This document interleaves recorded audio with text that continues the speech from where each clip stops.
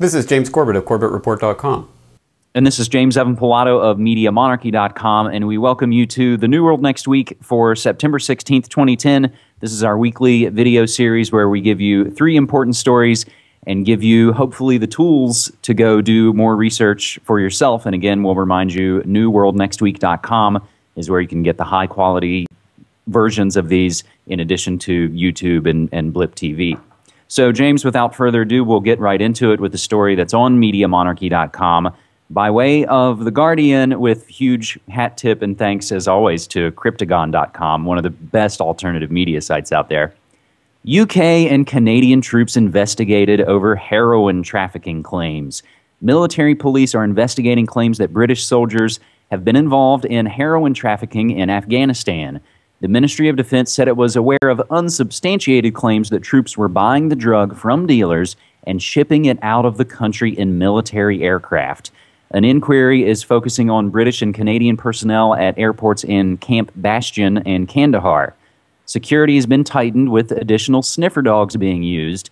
Afghanistan is, of course, the source of 90% of the world's opium. Some drug bosses in the country have implicated soldiers in the trade. Last year, the Sunday Times spoke to one dealer who said members of the military were the second largest buyers of heroin after foreign drug lords. The newspaper was told, quote, "The soldiers whose term of duty is about to finish, they give an order to our boss."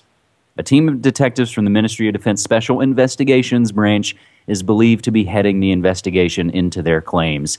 James, these claims are nothing really new, unfortunately, and one of our flashback links that I have in this post goes back to the Vietnam War, and this has happened throughout generations, and as we've talked about either in a small amount or in great detail, that generally wars fund Wall Street, and the drugs in those wars even more so fund Wall Street. You know, I even recall, if I can throw in a quick media reference, there was a not very good film from Ridley Scott a couple years ago called American Gangster, starring Denzel Washington, and it was about his rise through the ranks and becoming a huge drug lord in New York. The way he starts it off is he hooks up with the military to get them to ship heroin back in body bags. So he buys pure, uncut heroin so he can sell it at a better price, and he becomes the kingpin. But I just thought it was really fascinating that they put that into the film, showing that, again, this is on the record that this has happened, and here it is again.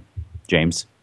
Well, that's right, exactly. And this is certainly nothing new. And as you say, obviously, wars are funded by drug money that's laundered through Wall Street banks. So this is definitely nothing new. But I have the feeling that what we're seeing right now with this story is just another one of those things where they crack down on the troops that are at Abu Ghraib committing torture instead of cracking down on the actual officers that were commanding it. And in the exact same way, you have some low-level troops that are being investigated for smuggling some heroin, whereas just recently on, I believe it was Geraldo, was interviewing some troops in Afghanistan who were talking about, yes, we're guarding the poppy fields because if we didn't do it, the Taliban would get it. So once again, this is another thing that's coming down from on high and is completely known about and completely part of the system.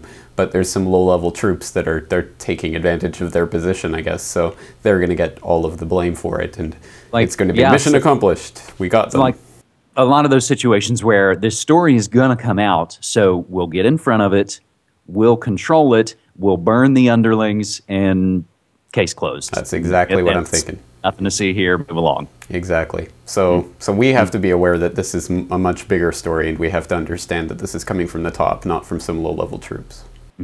And again, the links are in there to do the research and show that, again, throughout history, generally wars seem to be about drugs, or at least our 21st or our 20th century wars have a lot to do with running drugs. So I suppose in a strange way that segues into our second story. We're going to hop over to foodworldorder.com with a story that comes from Georgia, and we're getting it from WSBTV.com out of Georgia. Georgia County sues farmer for growing too much food.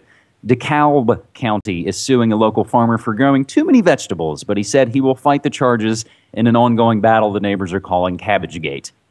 Fig trees, broccoli, cabbages are among the many greens that line the soil on Steve Miller's more than 2 acres in Clarkston, Georgia, who said he spent 15 years growing crops to give away and sell at local farmers markets. It's a way of life, like it's something in my blood, said Miller. In January of 2010, DeKalb County code enforcement officers began ticketing him for growing too many crops for the zoning and having unpermitted employees on site. Miller stopped growing vegetables this summer, and the charges were put on hold as the property rezoned. 2 weeks after approval, however, his attorney said the county began prosecuting the old charges, saying he was technically in violation before the rezoning. It should go away. I think it borders on harassment, said Miller's attorney Doug Dillard. Miller now faces nearly $5,000 in fines, but he said he plans to fight those citations in recorder's court later this month. A county spokesperson said officials can't discuss the matter while it's in court, but neighbors were quick to come to his defense. When he moved here and I found out what he was doing, I said, Steve, you're the best thing that's ever happened to Cimarron Drive. And I still say that, said neighbor Britt Fasu. So, fortunately, in this kind of situation, neighbors and the community are coming out to support this. James, this is another one of those kind of strange, ridiculous stories that you almost have to tell folks, no, this isn't The Onion. This isn't satire. Yes, they're trying to regulate dust coming from farms. Yes, here they're prosecuting people for growing too much food. And part of me wonders if the real sticking point is that he's giving it away.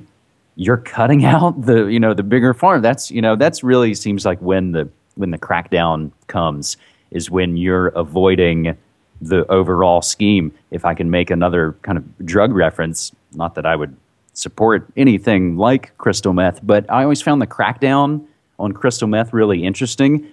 And when I heard it pointed out that, it's something that people can pretty much make on their own, and it doesn't require the international drug cartel. So now, having said that, James, what's your take on this situation?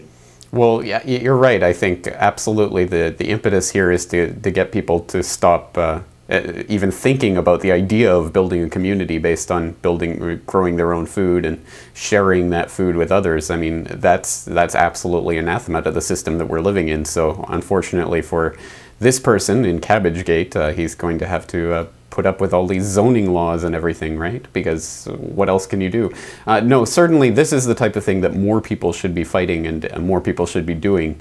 And in fact, this is going to be something I'm going to be talking about in my upcoming podcast episode being released this Sunday about building communities. And a big part of building communities is growing your own food. And in fact, I just talked to Dan Fox, of the editor of Urban Garden magazine, talking about this very type of issue. So if people want to check that out, it's also up on my interviews tab right now. But suffice it to say, this is, I think, one of the most important things that people can be doing on an individual level to fight against the system we're in, is simply to start growing your own food.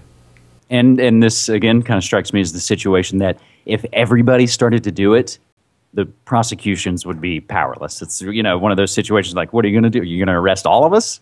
Exactly, exactly. Our strength is in numbers, and we are much more numerous than people might think because of the controlled media telling us that we're all alone. But no, there are a lot of people out there that want to do this, and if they go out there and do it, then yeah, absolutely, they will be powerless to stop it. So, James, for our final story here, we're going to have a little bit of good news and a little bit of, I suppose, self-promotional news, but ultimately it's not about that at all. And I have this posted up on MediaMonarchy.com under the headline, Portland Group Burns 9/11 Commission Report at Anniversary Gathering. So I'll just give the quick kind of intro to this.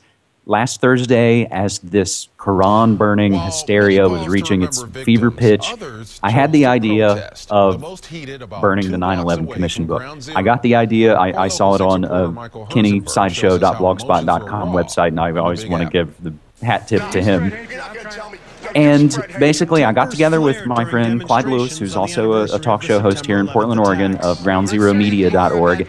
And in the course of basically 48 hours, we got together, we wrote up the press release, we sent it out to all the local media saying, Saturday on 9/11 9th anniversary, we're going to gather at such and such place and such time, and we're going to burn the 9/11 Commission Report. One of the main things I tried to put out there, and always kind of front and foremost, that ultimately, yes, this is a silly publicity stunt. That's why we're doing it. Burning any book is stupid. But I had the feeling that with this media hysteria, that if we told them about it, that they would be that they'd be really intrigued and would want to come check it out. There also happen to be a lot of concerts and other things going on in Portland during the weekend. So again, I also figured they're going to have trucks out anyway. So if we tell them we're doing, maybe someone will come by. So fortunately, we had one local news station that came out, Coin6, Koin, out of Portland, Oregon. And they came out and they covered the story and they included us in their 9/11 anniversary coverage that Saturday night on the air. And again, it was just I guess a well-timed, fortunately well-orchestrated, media stunt that pulled off pretty well. And the comment I've gotten from most folks, aside from the, congratulations, a lot of folks said that was a really fair piece of coverage from the media. They weren't looking to say, look at these people, look at these crazy 9/11 conspiracy theories. None of those words were really used. They gave the intro and again gave the context of the media hysteria. And once we figured out, that the Terry Jones burning wasn't going to happen, they then segue and say, well, one book burning did happen today. And they go on to cover the story, and they give me a little quick chat on the air. And James, do we have a clip of that you want to run? Let's do it. Let's go to the clip. Meanwhile, another book burning did go forward today in southeast Portland. Radio talk show hosts Evan Pilato and Clyde Lewis burned a copy of the 9/11 Commission report. They admit they used the hysteria surrounding the Koran burning to gain attention, but they say the 9/11 report has been used as a blank check for destruction of civil liberties at home and the waging of wars abroad. The 9/11 Commission, even the commissioners are all on public record saying they were underfunded.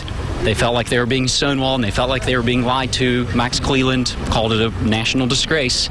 So if the commissioners don't believe the official story, then why should we? They say 9/11 can still be used to help heal the nation, despite the devastation it caused.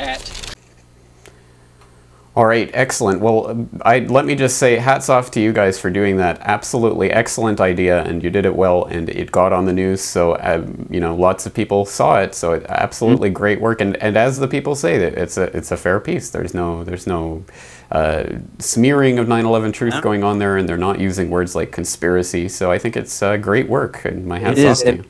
They even used, as before they cut to me and used my little interview piece, the other things that he mentions in there about, yes, we're using the hysteria to gain attention because they're using 9/11 in the commission report as a blank check. So they even kind of used my statements to build the news piece. And the last thing I'll just say about this is I think it does show that press releases can work. So if you're able to kind of get something together, the media isn't all-knowing, and they're not necessarily looking to avoid you, but if you don't tell folks what you're doing, there's maybe no way for people to find out. So again, I'm thankful to all the folks that came out. I thank Clyde Lewis and just really happy that it turned out well as a positive event. Absolutely, and let this be an example to others so that we can get hundreds of people doing this all around the country, and imagine the effect that we can have en masse.